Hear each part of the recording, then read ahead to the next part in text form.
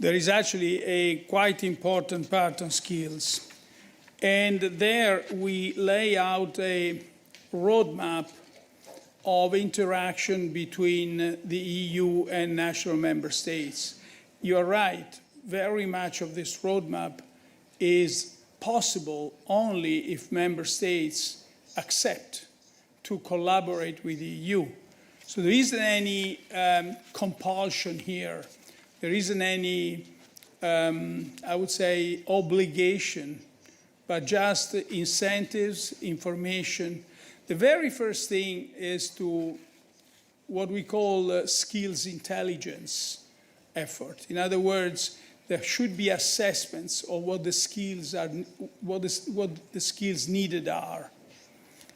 And that's the very first thing that can be carried out only in collaboration, not only with member states, but also with social partners, with entrepreneurs.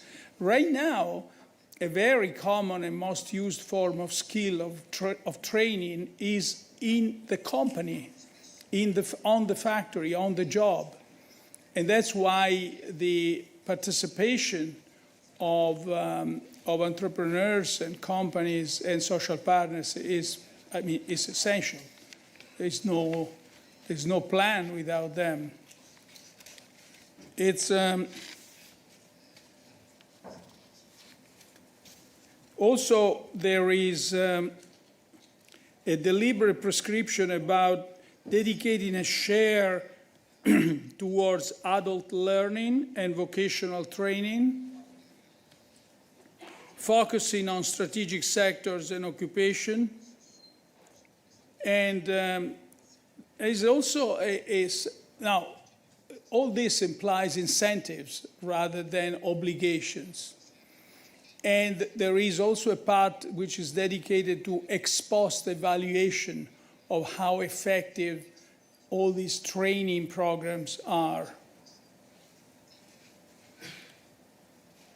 I think this is going to be one important part, the assessment of effectiveness and comparisons across member states of the training programs. Thank you very much. For the colleagues connected from remote, we're having some technical difficulties, so unless they're solved in the meantime, I would suggest that you briefly type your questions in the chat, and I'll try to read a few so we can answer a couple of those as well. And we continue with the press room at my right, second row.